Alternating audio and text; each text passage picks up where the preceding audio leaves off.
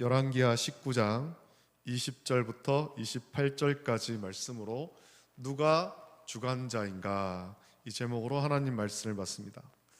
여러분, 창세기의 말씀은 우리가 잘 알고 있습니다.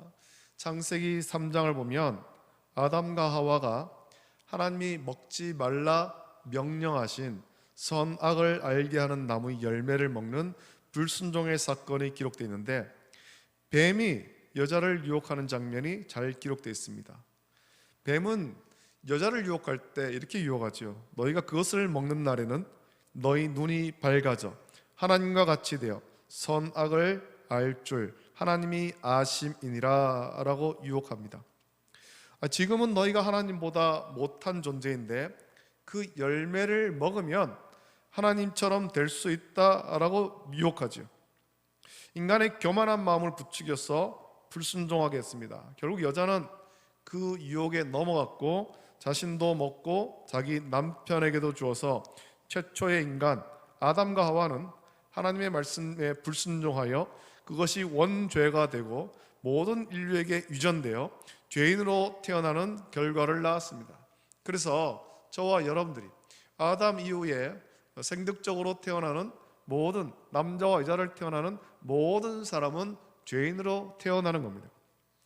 인간의 교만함이란 자신이 대단한 존재라고 여기면서 하나님의 존재를 부정하고 스스로 신이 되려는 것입니다.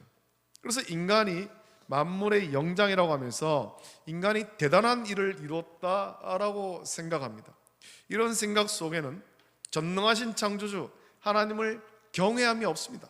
하나님 앞에 겸손함이 없다라는 겁니다. 인간의 능력이 무궁무진하다라고 생각하는 겁니다. 아수르의 사네립의 교만함은 자기 나라의 강성함과 군대의 강함으로 인해서 자기가 전 세계의 지배자가 된 것처럼 우쭐대는 것입니다.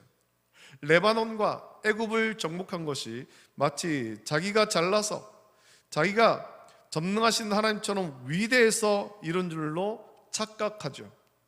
그러면서 유다도 업신여기고 있고 여호와 하나님을 멸시하며 조롱합니다.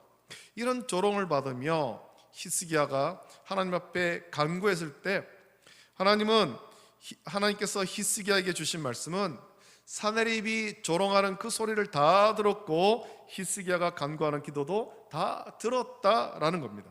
그래서 하나님이 주신 한 말씀이 있는데, 이 말씀을 통해 우리는 주 앞에 겸손해야 할 것입니다. 25절 말씀에 내가 듣지 못하였느냐, 이 일은 내가 태초부터 행하였고 옛날부터 정한 바라. 이제 내가 이루어 너로 견고한 성들을 멸하여 무너진 돌무더기가 되게 함이니라 라고 말씀합니다. 하나님 앞에 나가 울며 부르짖는 히스기야에게 말씀하시기를, 이 일은 내가 태초부터 행하였고 옛날부터 정한 바라 라고 말씀했습니다. 아수르가 강해지고 레바논과 애굽을 쳐서 멸한 것, 그리고 북쪽 이스라엘 멸한 것도 하나님이 태초부터 행하셨고 옛날부터 정한 바라라고 말씀하는 겁니다. 하나님의 섭리 속에 있다라는 거죠. 아수르가 어느 민족이, 아수르나 혹은 어떤 나라 민족이 갑자기 강성해지고 그래서 그 나라가 어떤 일을 하고 어떤 고대의 어떤 위대한 영웅이 나타나가지고 어떤 일을 하고 그런 것이 아니라는 겁니다. 하나님께서 정하신 바라. 이 말씀은 지금까지 모든 역사가 하나님의 주권 아래에 있고 하나님의 주권대로 이루어졌으며 앞으로도 하나님 뜻대로 모든 것이 다 이루어진다, 그 말씀이에요. 우리 하나님의 주권과 하나님의 섭리 속에 지금의 우리의 삶이 이루어져 가고 있고 세계 역사가 이루어져 가고 있다라는 겁니다. 우리 하나님이 온 세계 만물을 창조하셨고 우리 하나님께서 통치하시는 것입니다. 하나님이 다스리는 겁니다. 모든 주권이 하나님께 있습니다. 하나님은 아수르의 사네립이 자신의 존재도 알지 못한 채 교만하다고 말씀합니다. 아수르를 강하게 하신 분도 하나님이시고 그 아수르를 통해 레바논과 애굽을 멸하게 하신 분도 하나님이십니다. 그리고 그 아수르를 통해서 북쪽 이스라엘을 심판하시는 분도 하나님입니다. 사네립이나 아수르의 열왕이 아닙니다. 하나님께서 하신 거예요. 다만 아수르는 하나님께서 섭리하시는 그 일에 악한 도구로 쓰임받은 것뿐이죠. 이스라엘을 심판하는 도구로 쓰인 겁니다. 자, 그렇다면 아수르는 무엇이고 사네립은 어떤 존재입니까? 그 나라가 아무리 강성하다고 하더라도 결국 하나님께서 사용하신 나라에 불과합니다. 이스라엘도 마찬가지고 유다도 마찬가지입니다. 하나님께서 하나님의 뜻을 나타내 보이기 위해서 사용하신 도구일 뿐입니다.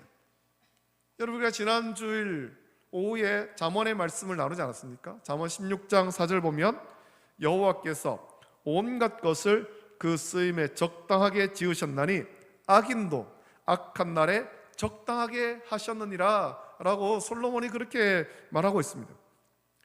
이스라엘 자손이 출애굽할 때 애굽의 그 바로의 마음을 강팍하게 하신 것도 하나님이고 지금 아수르를 강하게 하신 것도 하나님입니다. 우리 하나님은 이스라엘 자손만 아니라 모든 만물을 창조하셨고 통치하시며 다스립니다. 모든 만물이 하나님의 주권 아래에 있는 겁니다.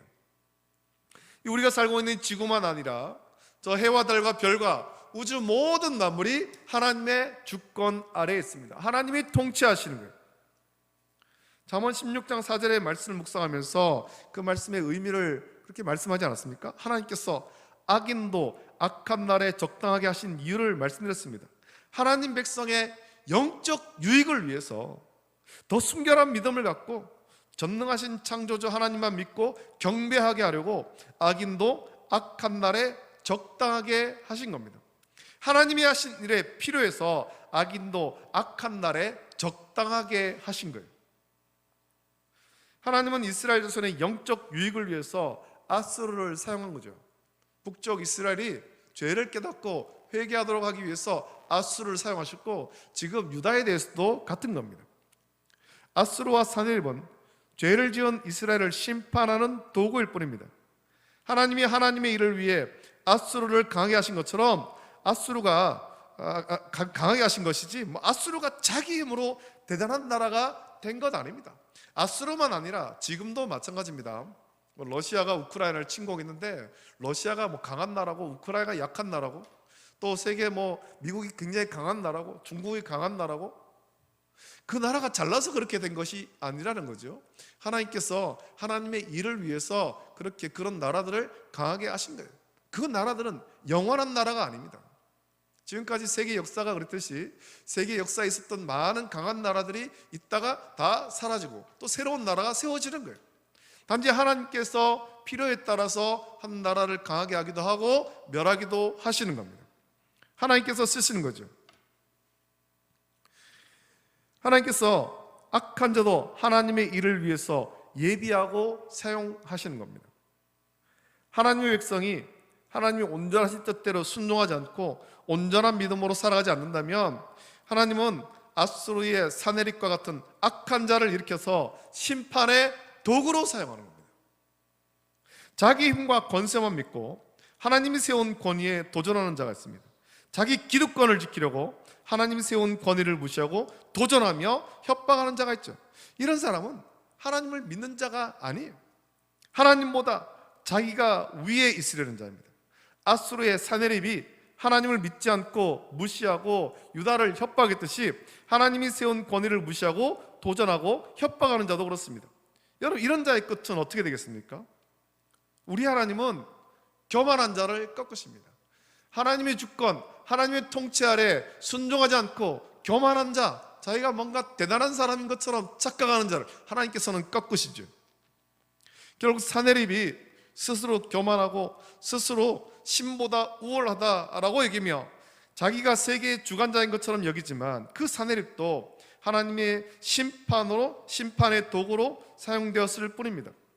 아수르와 사네립이 이러한 사실을 깨닫지 못하고 여전히 교만하다면 하나님은 아수르와 사네립도 심판하시는데 나중에 이 뒤에 말씀 보면 26절부터 28절에 오늘 본문 뒤쪽에 26절부터 28절에서 아수르에 대한 하나님의 심판의 말씀이 기록되어 있습니다. 하나님께서 강하다고 자만하는 아수르를 돌무더기로 만드시고 거기에 거주하는 백성의 힘을 약하여 두려워하며 놀라고 힘이 없어 들의 채소와 푸른 풀과 지붕의 잡초와 자라기 전에 심은 곡초같이 되었다라고 말씀합니다. 그리고 아수르와 사네립의 교만한 말이 하나님의 귀에 들림으로 하나님께서 갈고리를 사네립의 코에 깨고 재갈을 입에 물려 오던 길로 끌고 돌이키리라 라고 말씀하시죠. 사네립이 부정하고 조롱하던 여호와 하나님께서 교만하여 스스로 역사의 주관자로 여기는 사네립을 그렇게 심판하신다는 겁니다. 그렇게 함으로 자기가 역사의 주관자가 아니라 여호와 하나님이 역사의 주관자이심을 깨닫게 하시는 겁니다. 아수르의 사네립에 관한 하나님의 심판은 성취되는데, 나중에 뒤에 나오는 35절을 보면 이 밤에 여호와의 사자가 나와서 아수르의 진영에서 군사 18만 5천 명을 친지라 아침에 일찍이 일어나 보니 다 송장이 되었더라 라고 말씀하고, 37절 보면 그가 그의 신 니스롯의 신전에서 경배할 때 아드람멜렉과 사레셀이 그를 칼로 쳐 죽이고 아라랏 땅으로 그들이 도망하며 그 아들 에살 핫돈이 대신하여 왕이 되니라 라고 말씀합니다. 전능하신 창조자 하나님, 모든 만물을 창조하시고 다스리시는 하나님이 교만한 아수르를 꺾고 그 아수르의 군대를 하룻밤에 다 멸하고 하나님의 주권과 통치를 믿지 않는 사네립을 심판한 겁니다.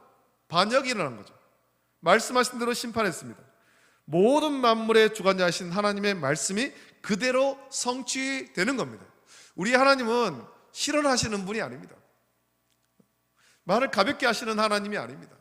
말씀하신 것은 반드시 이루시는 신실하신 하나님이죠. 하나님이 역사의 주관자이십니다. 그리고 저와 여러분 인생의 주관자이십니다. 우리 인생이 우리의 것이라고 착각하면 안 됩니다. 우리는 우리의 인생을 들여서 하나님을 영화롭게 하는 겁니다. 전능하신 창조주, 우리 인생의 주관자, 세상의 주관자이신 하나님을 영화롭게 하는 삶을 살아야 되죠. 우리를 다스리시고 주의 선한 길로 전능하신 창조주 하나님, 우리를 다스리신 하나님께서 인도하십니다. 악한 자도 하나님께서 심판의 도구로 사용하시도 하시는 거예요. 모두가 하나님의 주권 아래에 있습니다. 우리가 해야 할 일은 하나님이 우리의 주권자이심을 온전히 믿고 고백하며 주의 뜻을 구하고 순종하는 겁니다. 어떠한 상황 가운데서도 주님의 뜻을 구하고 그 뜻 가운데 순종해야 되는 겁니다. 내게 유익한 것만 아니라 때로는 하나님이 나를 책망하고 때로는 나를 징계할 때도 그 뜻을, 하나님의 뜻을 분별하고 순종해야 되죠. 겸손히 하나님 앞에 엎드리는 것입니다. 하나님의 주권, 통치, 섭리를 믿고 인정하며 하나님이 세운 그 권위에도 순종해야 합니다. 우리가 살면서 내 생각과 내 마음대로 하려는 교만한 마음이 있습니다. 어떤 일을 통해 자기가 명성을 얻으면 자기가 대단한 사람인 줄 착각합니다. 교만해서 하나님의 권위에 복종하기보다 자기 생각, 자기 신념을 앞세우기 시작합니다. 그리고 하나님이 세운 권위도 무시하려고 하는 거예요. 여러분, 교만은 패망의 선봉이라고 했습니다.